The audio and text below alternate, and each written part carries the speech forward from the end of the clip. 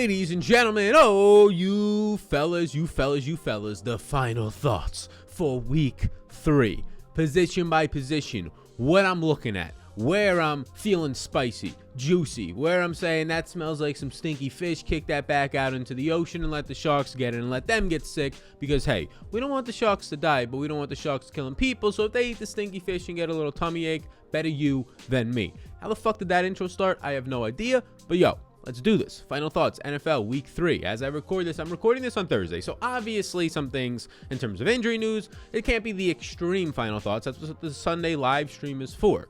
So if some player I talk about gets injured and is not out there and I'm not mentioning it, it's because this was recorded on Thursday. The way my schedule goes, I record the day before so that I don't have to get up at 3 in the morning and edit and take the 3 hours to do the whole video and get it out there and stress myself to the point where, I don't know, I'm breaking out everywhere. I'm losing my hair at the young age of 25. You know, I don't want that. Grays, I already got fucking gray hairs. I don't want it. So let's go position by position. Let's start with the quarterback position. I'm going to be referencing my projections, my rankings, my ownership from my Patreon over there. And we'll be looking at the key stats database. Let's start off with the quarterbacks. And if you would give me a second of your time to hit the subscribe button, I greatly appreciate that. I haven't been asking for it, but we have been this last week, and we're seeing record numbers in terms of new monthly users, not only on Patreon, but also on YouTube. So appreciate you all a ton, and the podcast listeners. Let's start with the quarterback position. Quarterback is as straightforward as it gets for me this week. There is 3 games that I want to be targeting. Those 3 games, actually, you know what? We'll call it 3.5 to 4 games that I want to be targeting. And those games are the ones that have the high totals. Like if you see right here in this column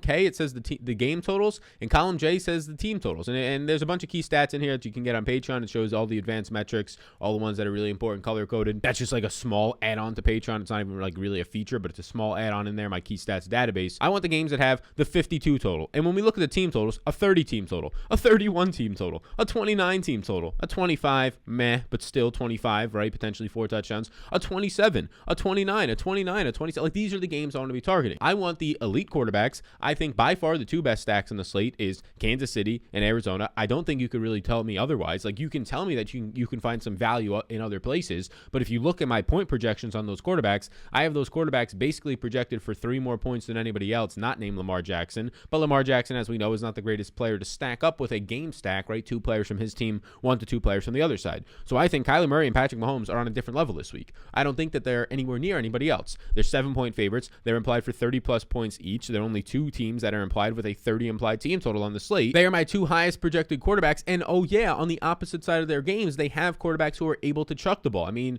right now Trevor Lawrence is playing terribly, but he's chucking the ball nonstop. They're playing at the 2nd fastest neutral pace Jacksonville, meaning that they're going to pass the ball. They're not going to run the ball. And that's in neutral situations, let alone when they get down in games, they're just chucking the ball nonstop. Credit to Urban Meyer. He's not running the ball at all because he understands that running the ball is not that efficient, or at least it appears that way through 2 games. And on the other side of Kansas City, you have Justin Herbert, who continues to chuck the ball as well, right? You get Justin Herbert throwing the ball right now, top 10 in the NFL. He's throwing for over 300 yards a game. We saw it last week. It's just bend but don't break defenses that he's playing so far, not getting into the end zone. So right now, I like these guys a ton. You're going to get a positive 22% pass blocking advantage for Kyler Murray, and you're going to get a positive pass blocking advantage even against his Chargers defensive line for Patrick Mahomes. Rodney Hudson in Arizona is giving so much time to this offense. The number 4 offensive line in pass protection for Kyler Murray so far, and not even to mention what he can do on the ground. Like if we scroll over to what he's just doing so far on the ground, he has 26 rushing yards per game, and that seems light. Obviously, he gets the rushing touchdowns as well, having 5 carries per game. So those are my 2 main guys. The third guy that I'd be interested in is a little bit cheaper. You get a discount on Russell Wilson, and I like Russell Wilson, and I like the discount that you get on Russ this week. Russ is going to have a positive 22 pass blocking advantage against Minnesota. Minnesota so far ranks 29th in pass rush, not getting any pressure, and 18th in coverage. This is a borderline bottom 5 defense to start the season, and you have the clear stacks. Now, the stacks are expensive. Like, if you wanted to game stack, at least Kyler Murray and Patrick Mahomes have cheap options for you. Kyler Murray, you can go to Christian Kirk, who's cheap. Rondale Moore is priced up for himself, for his role, $5,000, but you have A.J. Green. So, like, 3 of the 4 receivers and their tight end for Arizona, they're all fucking cheap. Like, A.J. or DeAndre Hopkins, who's battling injury right now, apparently in camp, or in practice, he's like the only guy who's actually expensive. Patrick Mahomes, yes. Tyreek, expensive. Patrick Mahomes, yes. Travis Kelce's expensive. And I'm not going to stack him up with Clyde Edwards-Helaire running back, but there's a very cheap Machole Hartman. There's a cheap Robinson. There's a dirt cheap Byron Pringle if you're looking for a punt. There's ways to get these guys and make it possible. When you're telling me they're so expensive, Sal, I can't pay up for them. Yeah, okay, well, do that. It'll lower their ownership. I have them both projecting out for like 8 to 10%. Russell Wilson, his are actually expensive, right? You have his only two real options in Tyler Lockett and DK Metcalf expensive. Gerald Everett's running less routes than Will Dissly. You can punt one of those tight ends if you want to. Freddie Swain, but he scored a touchdown last week. It was on a busted coverage. He was wide open. I'm not too encouraged by Freddie Swain's consistency. I personally prefer DK Metcalf over Lockett this week. DK Metcalf has a 30% target share. It just hasn't paid out for him. He had the one end zone target in the touchdown week 1. This is still a 29 implied team total. Russell Wilson looks fantastic for me, and he's going to have that pass blocking advantage against Minnesota, who Minnesota on the other side, just like you saw last week against Arizona, has the ability to throw the ball. They're running a ton or more 3 wide receiver sets with KJ Osborne, and it's working out for them. And then my final 2 priorities, like right now I have 11 quarterbacks in an interest pool. I'll probably get exposure in 150s to 10 to 11 quarterbacks, but maybe like 5 of them are really going to make up 90% of my ownership. And this is where I'm hoping that it is. We'll see when I run the lineups on Sunday morning on the Patreon podcast. Be sure to get in on that. Projections, ranks, ownership, the optimizer, Discord, that Patreon exclusive podcast, game by game matchup notes for every single player that's going to be in play, and a whole lot more showdown information. It's on Patreon, industry low price for all that you get. Come join the community. Record-setting 800 people already in there. It's a lovely, lovely time. So the other 2 guys that I would go to are guys that you can find some value in. And by value, I'm not saying $5,200 Justin Fields. Justin Fields is in a player pool for me right now, but I don't expect to get much. You can see he's my last quarterback in there. If you wanted to play Justin Fields in cash, go ahead and go for it. I have him projected for 17.5 points. Could he rush for 40 yards, throw for 2 touchdowns, and have 200 passing yards and have 20 points for you, assuming he doesn't have a turnover? Yeah, he definitely could. He's a playmaker. We saw it in the preseason, but this is not going to be preseason defenses. He still has borderline the worst offensive line in the league just because of what their talent is on that and already injuries to it. And himself did not look the greatest in the preseason. Sure, he had some rushing yards and got you some fantasy points, but he made a lot of mistakes. He's a rookie. That is going to happen. His pass protection concerns, that's going to happen. He's going to take some sacks. So Justin Fields for me, definitely not for GPPs. I mean, if you wanted to stack it up with Fields and Allen Robinson and Darnell Mooney and go full YOLO, go for it if you want to, but I'm not going to stack up like an 18 implied team total. The cheapest guys I want to go to are Justin Herbert and Matthew Stafford. Matthew Stafford's over under on Prize Picks. It's already up now to 298.5, but I put it in the Discord yesterday and on Twitter if you're paying attention. It was at 290.5. That is by far the easiest over under. My numbers are way off. I have him at like 315, so I still like it at 298.5. We'll talk about some of the Prize Picks. I've already taken 15. You can see them all my player props so far as of this recording. 15 on Thursday. We'll probably be at 30 by the time the game starts. I'm already like $500 invested into player props. I have a thread of them all over on Twitter. But Herbert, I like. I mean, the guy continues to just chuck the ball. He's throwing 44 times per game. He's averaging like 337 passing yards per game, and he's going to be a 6.5 point underdog. So you talk about these teams that are favorites. I mean, Patrick Mahomes and Kyler Murray, they're not going to run the ball, especially Patrick Mahomes. They just don't run the ball, but neither does Justin Herbert. And the fact that they're actually underdogs, you can expect another 40-plus pass attempts from Herbert, and you can expect them to not just have these 1-touchdown games. Those 1-touchdown games are eventually going to end. Herbert this week is not going to have the greatest pass blocking advantage because he loses Brian Bulaga. His offensive line has been decent. Slater's been fantastic, but Brian Bulaga being gone is a big concern for them. So it's not going to be the greatest of matchups there for Justin Herbert, but I have Herbert projecting out pretty nicely against what is going to be the 30th ranked pass rush and a number 32 overall defense in Kansas City so far. Justin Herbert for me projects out for 23 fantasy points at just like 6% ownership. So you're going to get basically the same fantasy points for the cheaper than a Tom Brady, and he's going to be half his own as of right now. So I like him. I like Matt Stafford's over. I like him to go over 300 yards, only throwing 28 times per game, but that's in games where they've been leading, right? They were up, and they only beat the Colts by 3, but they were basically up by 2 scores for most of that game. The Colts kept fighting back. The first week they were up in a major way against the Bears. He doesn't have to throw a lot. They run the clock out in the second quarter, but they're playing at a fast, neutral pace. Now you get Tampa Bay. Now you got a 27 implied team total as underdogs. The biggest underdogs, or the biggest team total for an underdog on the slate, is this Stafford team. And now the secondary of Tampa Bay has not been that good so far. We know how good their run defense is. We know that they got a banged up Darrell Henderson, so you can expect more pass attempts from Matt Stafford, more 3 wide receiver sets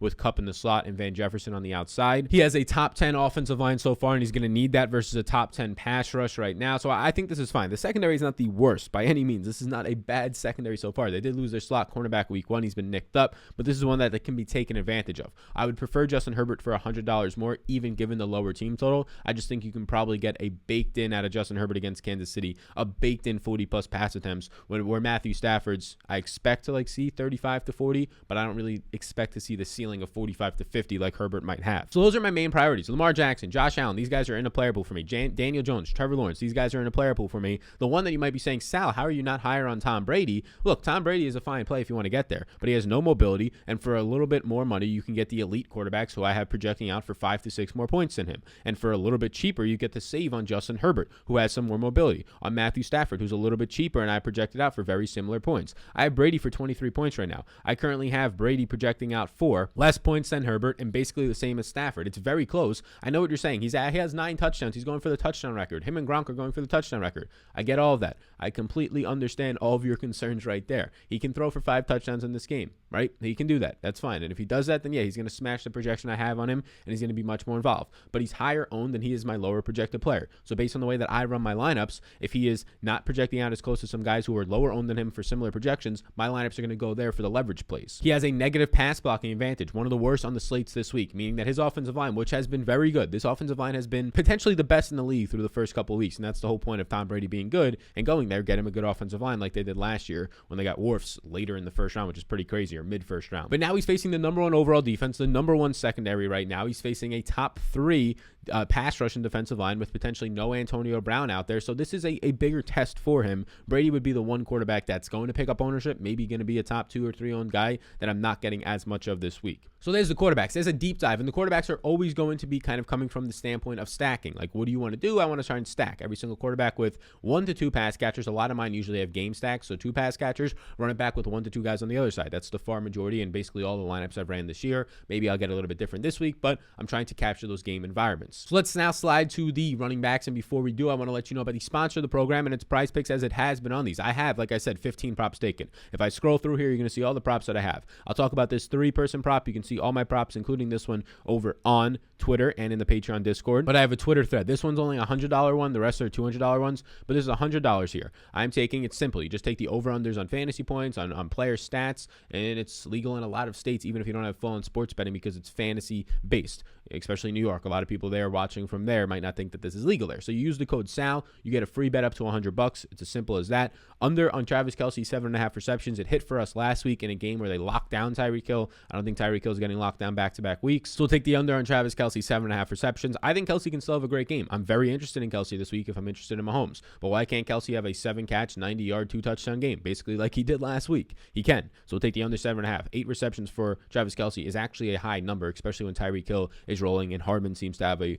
more involved role this year. I'm going to be taking the over 20.5 receiving yards for Saquon Barkley this week. I took the over receiving yards and rushing yards. I probably like the rushing yards more at 61.5. You can see I took those right here. So if you wanted to put Saquon over 61.5 rushing yards in here, you can, but Saquon played 84% of the snaps. He ran a route on 74% of the dropbacks last week, up from 38%. So Saquon Barkley is going to go out there. He ran the 3rd most routes of any running back last week, 27 routes. If he runs 27 to 30 routes again, he's bound to see 4 to 5 targets. My hope is that on 4 to 5 targets, he has 4 to 5 receptions, and he can average 5 yards per reception, which is a very low number for running backs out of the backfield. And then finally, I'm kicking myself that I didn't get this number earlier when it was at like 65, but I got it at 70.5 once the news came out on Antonio Brown on the COVID list, like unlikely to play. So right now, Chris Godwin over 70.5 receiving yards. I have Godwin crushing this number. I have Godwin at like 86 receiving yards in this game. So that's my favorite prop of these 3, but I have a bunch of others if you want to mix and match them. Just take those ones, do whatever you want to do there. But the big thing is you use the code SAL. They are partners of the program. If you use the code SAL, it's a limited time offer. Do it right now because a week or 2 from now it might not be the offer anymore. You get a free bet up to $100.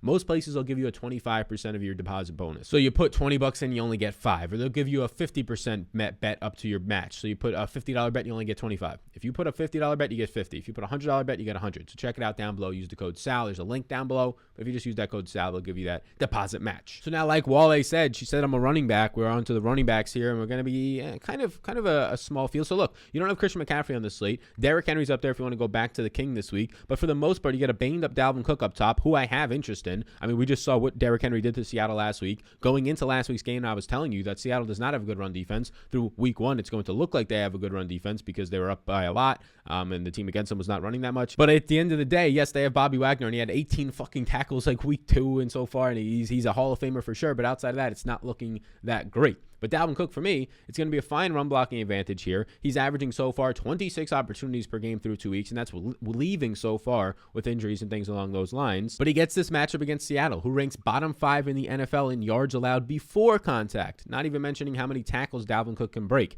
1.9 yards allowed per contact, ranks 28th in the NFL. Dalvin Cook in this game has a 27 implied team total. He's game flow independent, so I don't care that he's a 2-point underdog. We like to see it. Next up is Naji Harris, who has a massive positive 34% run blocking advantage. I also expect, by the way, Dalvin Cook, I have ownership projections as well on Patreon. I expect Dalvin Cook to currently come in this week with some ownership, but not a ton. I also expect this week for Dalvin Cook to close the door there, to come in as the highest owned running back as of right now at 20% projected ownership. You next up have Naji Harris here at $6,600. I expect him to pick up. It's going to be like Dalvin Cook and Derrick Henry picking up ownership, and then this mid 6K range, because that's where all the goodies are, if you will, this week in that mid 6K range. But Naji Harris has that positive run blocking advantage of positive 34%. He has a solid team total of 24 as well. You saw the 5 targets last week, many of those coming later in the game, and got the big touchdown, which bailed us out, scoring about 20 fantasy points for us. But Naji Harris has a great matchup here. I just told you that 1.9 fantasy or yards before contact is what Seattle gives up. Cincinnati, even worse. Cincinnati ranks 29th, so worse than Seattle, 29th in the NFL, giving up 1.91 yards before contact. They're about middle of the pack in tackling, but you get that game flow independence and a 4-point favorite out of Naji Harris. And then we start to get to the guys that I really like this week. Saquon Barkley, I really like. I'll be interested in seeing where his ownership closes at. Right now, I have Saquon only projecting for 12% ownership, which is like average. If it gets up to like 15%, he'll be like the 4th, 5th, 6th highest owned running back, which is still fine. But he has a positive 20% run blocking advantage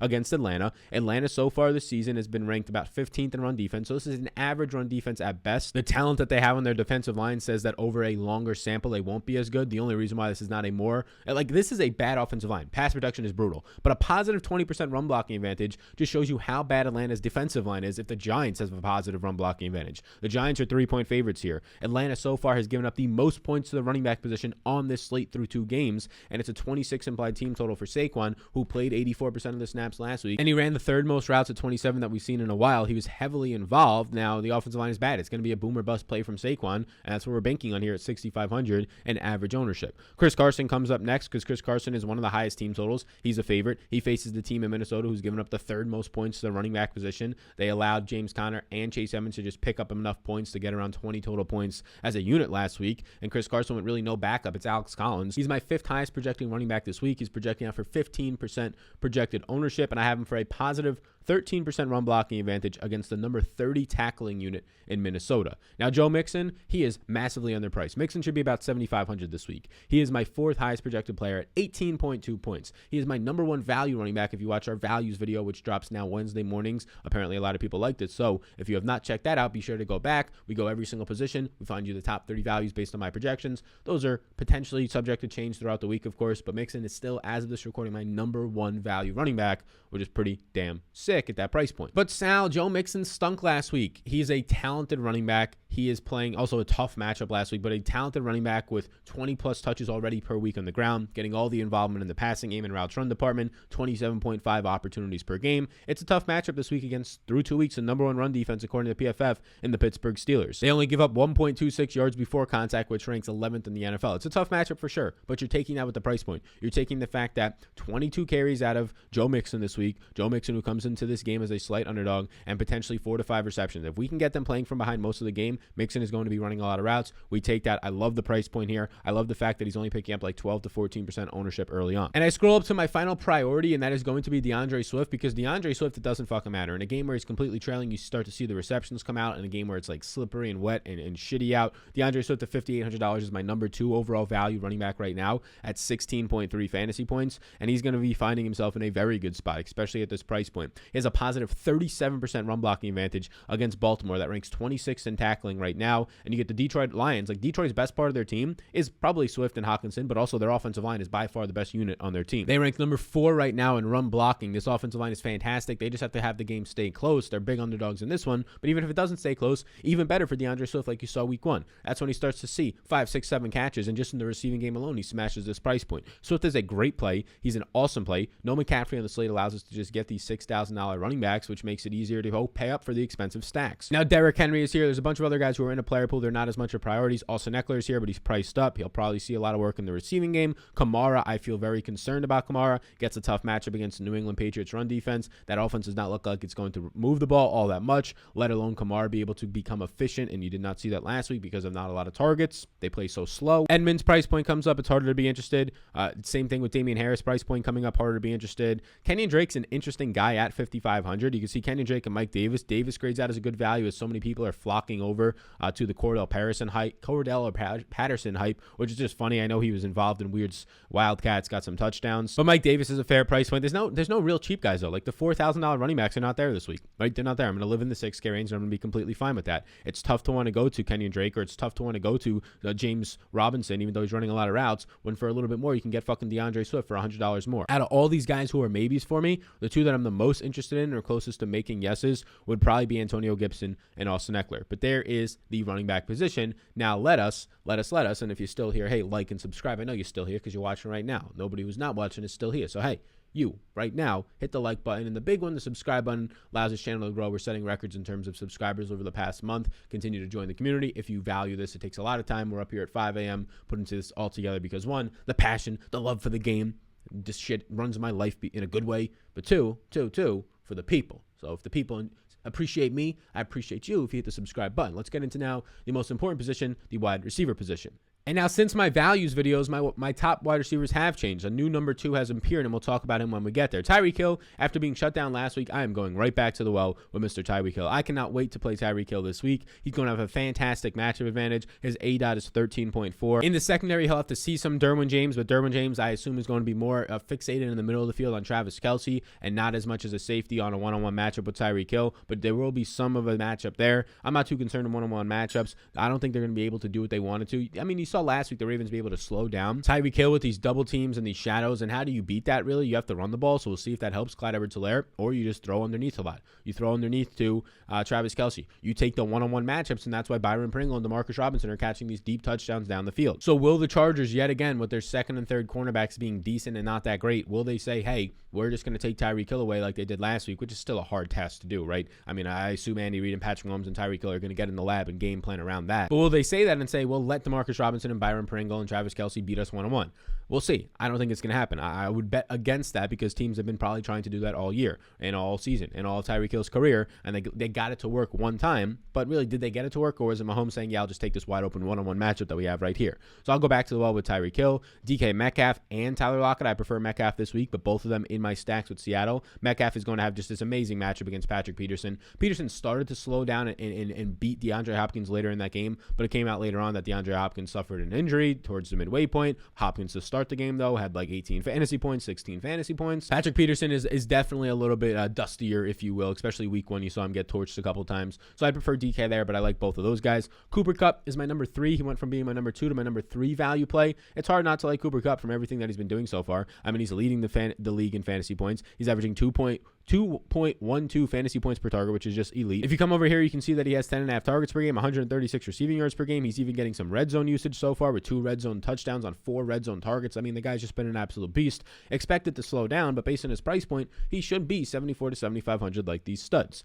Keenan Allen, his big catch, that awesome throw from Herbert, made him go over 100 yards, but Mike Williams is slowly becoming the focal point of this offense. So we have to track that, but Keenan Allen is still cheap enough to get there. I have Allen projecting out fantastic for 18.5 fantasy points. But if Mike Williams is truly going to be the Joe Lombardi's Michael Thomas, like they said in the offseason, and that's what we've seen from the usage the first 2 weeks, I'd be a little bit concerned, as Mike Williams is obviously more of a red zone threat for Keenan Allen's overall upside. Now, Keenan Allen can still catch his 8 balls for 100 yards, but when it comes to the upside of going in there for a touchdown or 2, that's where Mike Williams starts to actually become a more secure option. So I'd be concerned about that, but the price point's still fair enough to not have to run away from Allen at 6,600. AJ Brown's on here, and we're just waiting for AJ Brown to actually start to catch the ball. AJ Brown right now is top 8 in air yards. He's just fucking dropping the ball at this point. And they said that he even said that if his family sent him text that he couldn't even catch COVID at this point, which is fucking hilarious. But he's going to be getting a zone matchup. He'll see some Rock Ya-Sin, which is going to be a fine matchup that'll have 30 plus pounds on Rock Ya-Sin. It's one of the better matchups on the week. Do not be shocked if AJ Brown finds and takes the bricks sticks off his hands and he actually finds his way to get the Butterfingers off his hands. Do not be shocked to see a massive game here. The problem with A.J. Brown is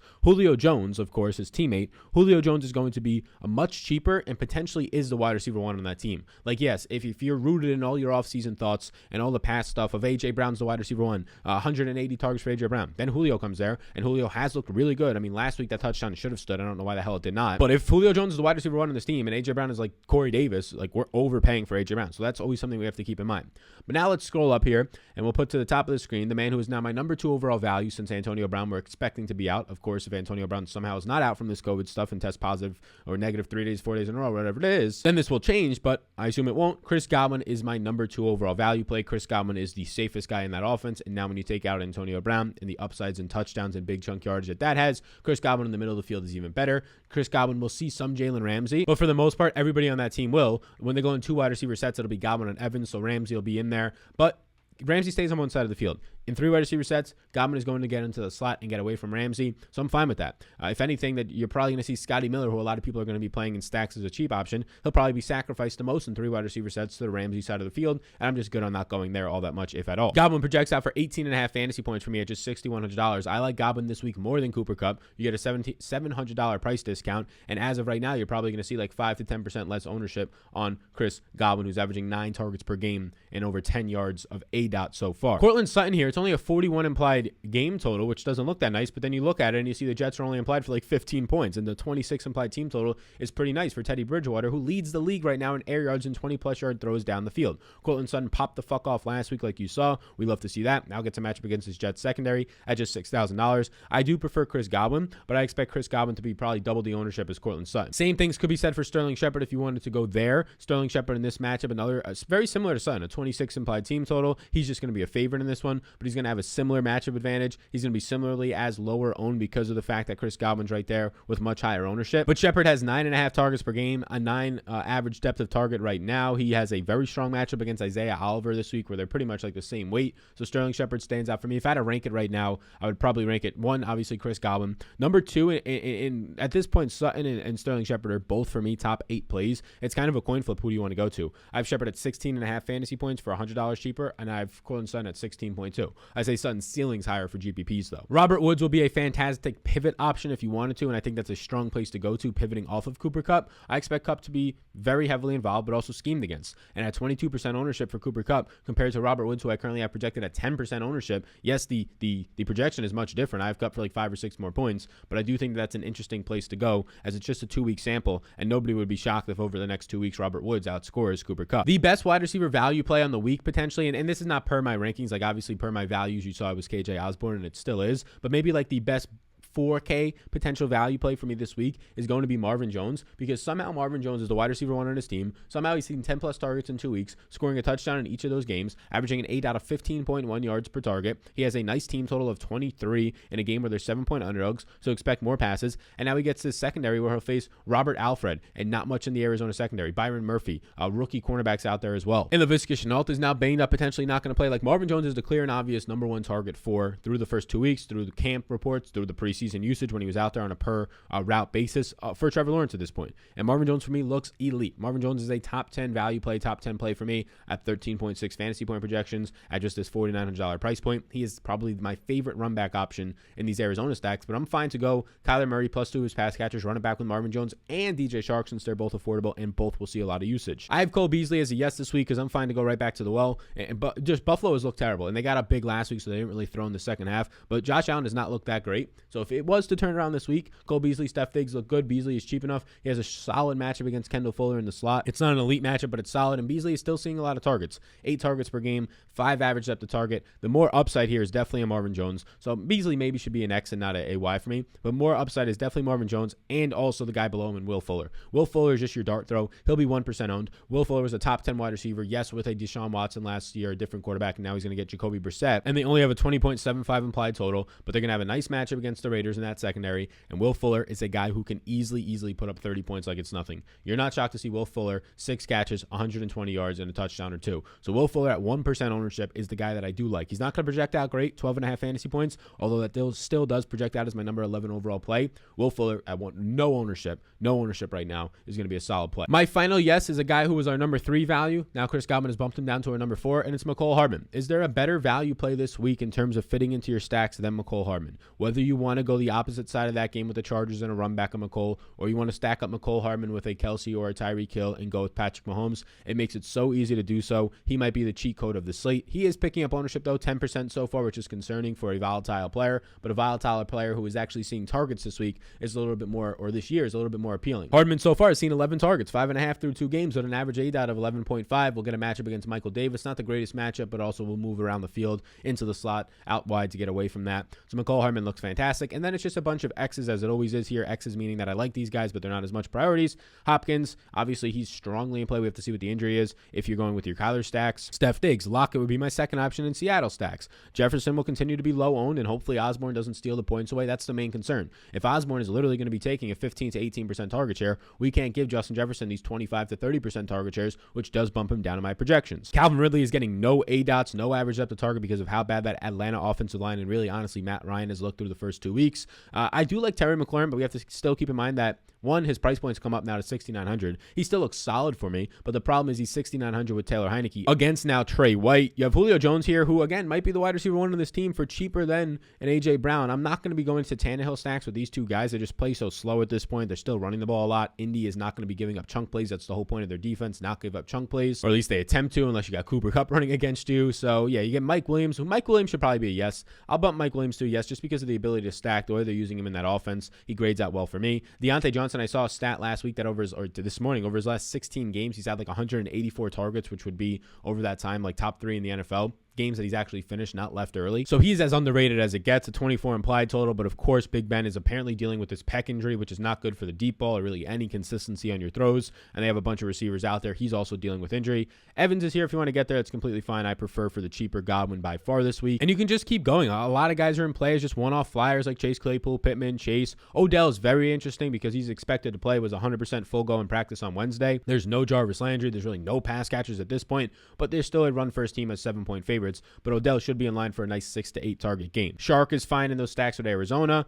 And the rest is just one-offs. You can see how many fucking receivers I have in here. I have about 43 receivers in my player pool. That might sound like a lot, but it's not. Van Jefferson, a cheap option. KJ Osborne grading out for 10.9 points, my number 1 point per dollar value. Although I do think for half the ownership, Van Jefferson is just as sneaky and as solid of a game environment. DeMarcus Robinson, Byron Pringle, if you want them in there as your punts, that's where you can go. So that's wide receiver. Obviously, my projections, the matchup notes for every single one of those receivers, ownerships on them, everything's going to be updated. It's all on Patreon. Get it down below right now. Come join the community, 800 strong in the Discord, chatting every day. We're trying to build a nice community. Yes, you get all the tools. So what is industry low prices? Because I can keep the prices low because I'm a one-man band here. I pay some contractors, but I don't have to pay all that much. So I have low expenses. So I can keep the prices low, which makes the barrier to entry easier, which makes it easier to get into the Discord, which makes it easier to harvest the community, which is my whole goal here. Harvest the community, have like-minded people, because I don't have a lot of friends that do this. I have a lot of friends at sports bet, but not a lot of friends, if any, really, that play DFS. Maybe they play like $1 lineup here and there in a week, but none that actually play DFS in terms of knowing what stacking is, that go out of their way to watch videos like this one. So if you want to join a community like that, you're in a similar boat as I am, bang, we got a good one talking about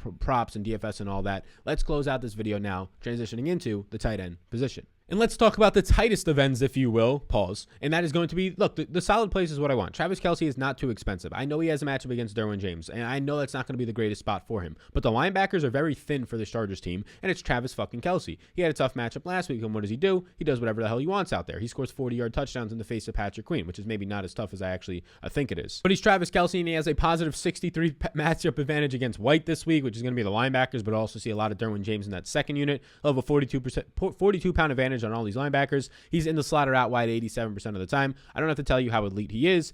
And honestly, it's going to be very expensive to go Mahomes, Tyreek, and Kelce. And I get that. And maybe you don't want to do that, but it's also going to be very low owned because of how expensive it is. And oh yeah, week 1, it fucking crushed the slates. Next up is Darren Waller. Oh no shit, Darren Waller is good. Yeah, of course he's good. He's going to have a 50-pound advantage on all these Miami linebackers and secondary players like an Eric Rowe. He'll probably see a lot of, he's seeing fucking 13 targets per game at this point, and he's in the slot or out wide 50% of the time. I'm probably going all the way up to Kelce or going down to like this 4 4K range instead of Waller. So I admittedly will be lower than Waller, but I'll probably still be above the field because I only have right now. So this is my ownership projections so far. These will change. I only have Waller projected for 10%. I'm not shocked if I get 15.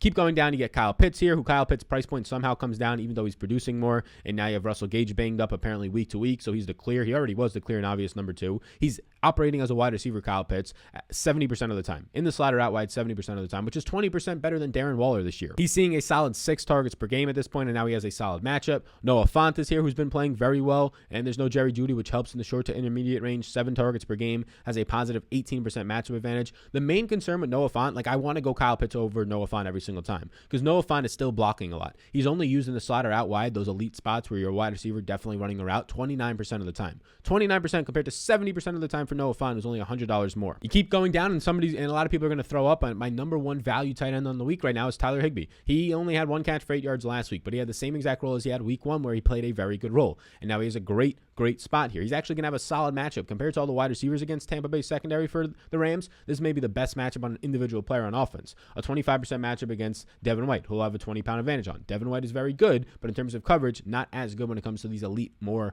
versatile tight ends. And you're going to get 47% of the time in the slot or out wide. So 47% of the time, Tyler Higby's going to have a linebacker on him in the slot. That is a great matchup advantage. It's just a matter of, does he actually look his way this week, Matt Stafford? For $100 less, you get another nice game stack environment. Like, it's very cheap if you're not going to go Kelsey. It's so easy to do something like a Mahomes, Tyreek Hill, throw another guy in there not named Kelsey. Opposite side, you have Jared Cook for so cheap, and or another Charger. He's going to have a nice matchup advantage against Daniel Sorensen, who he's in the slot 58% of the time or out wide. So Jared Cook getting that elite usage, a 46-pound advantage on Sorensen when he's actually guarding him downfield. And Cook very quietly so far should have had the touchdown last week. He's being targeted in the red zone a couple times. How many targets does he have in the red zone so far? He has 3 red zone targets in 2 games. So very quietly so far, 7 targets per game. We like that for Jared Cook. We scroll down now and we get the final guy if you're looking for value. I have him as a yes here, but I don't want that to be taken as this guy's an elite play, because he's not an elite play. Like, give me Jared Cook if you have the extra money all day long in that game environment. But Jack Doyle at $3,400 because he's seeing 6 targets per game. He'll have a fine matchup against Rashaan Evans. He has a low ADOT, which means easier completions but less upside, so that's the concern for GPPs.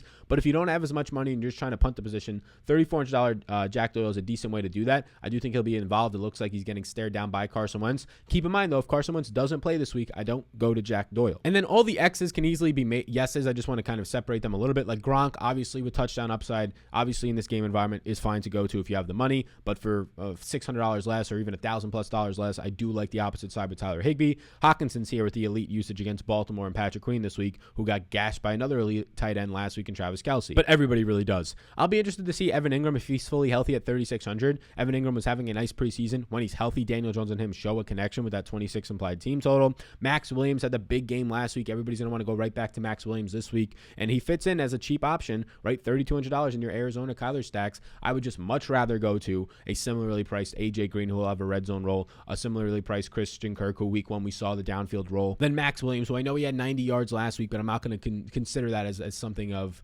we've never had tight ends involved in this. Dan Arnold, right? Never had tight ends involved in this offense in Arizona under Cliff Kingsbury. I'm not going to just assume 1 week means that now they are. Punting with the Seattle tight ends is fine if you want to. Everett and Disley, neither of them look that good, but they're both dirt cheap. They can fit into your stack as a third option and just a punt to clear that position, but also get correlation in your stacks with Russell Wilson as a cheap option. Firskers here, Cole Kmet, whatever you want to do, Logan Thomas, but those guys are all secondary options for me. So there we go. A big old final thoughts video to start my Thursday morning off. I appreciate you. Cheers to all of you. I give you the black coffee that I now have to fucking warm up. I always do this. I pour the coffee knowing I'm about to talk for 40 minutes straight. So now we don't got the fresh coffee, but what are you going to do? It's for the love of the game. So thank you for tuning in. Hey, like and subscribe before you go. And everything that I mentioned in this video, the free $100 bet on Prize Picks, you can follow all my props, take the ones that you actually like, use it right now. FREE, free. That's linked down below with the code SAL. Patreon, come join the community. Make it 900 strong by the time next week comes around. That's linked down below, and a bunch of other stuff. This is the Final Thoughts podcast. We'll have that one dude video on Saturday. Sunday, later in the day, once the game starts, we'll have the Sunday Night Football Showdown show. I expect to do it this week. And then, of course, the bigger stuff is Sunday morning Patreon-only podcast, going position by position, talking about all my exposures, my stacks, the rules I'm using in GPPs, the way I see the slate playing out, and how I'm attacking the slate, basically giving away, showing my cards to all the Patreon community. And then Sunday, live stream on YouTube is right here. I'll answer your questions for about an hour to an hour and a half. You all rock. That pumpkin is thick right there. Look at that fucking thick pumpkin. It's pumpkin season. It's pumpkin season. It's pumpkin season. So, hey, this ain't pumpkin coffee, but I do got some out there. And I don't like to start my day with pumpkin coffee. It's a little bit of a different taste. You don't give a shit about any of that. The football is talked about. Stick to football guy. I won't. But stick to football guy. I won't. But hey, Appreciate you a ton. Like and subscribe before you go. I'll see you all in the next one.